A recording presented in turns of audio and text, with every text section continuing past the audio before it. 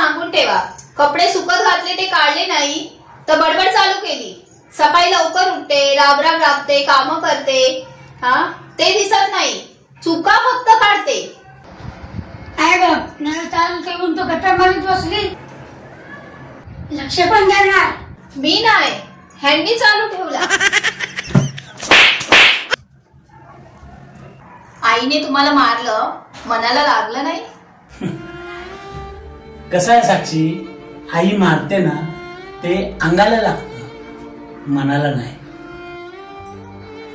तू तुझ्या आईचा कधी मार खाल्ला का?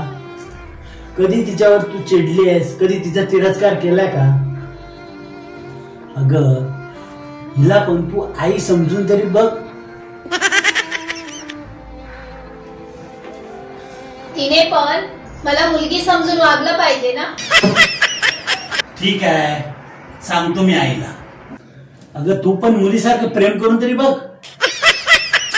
तिच्या वागण्याने काय फरक पडतोय?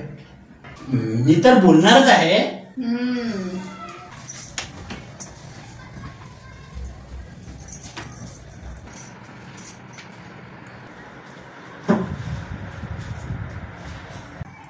आई, दमली आहेस तू, तुझ्यासाठी चहा बनवते.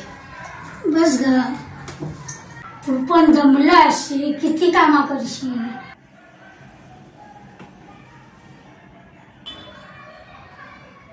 तू काय बघतो, दोघींसाठी आमची चहा घेऊन ये. अजून गेलंच नाही चहा आणू, जा घेऊन ये. प्रत्येक सुनेने सासूला आई समजले पाहिजे आणि प्रत्येक सासूने आपल्या सुनेला मुलगी समजले पाहिजे. मग बघा घर कसे नंदनवन होते ते. आवडल्यास नक्की शेअर करा.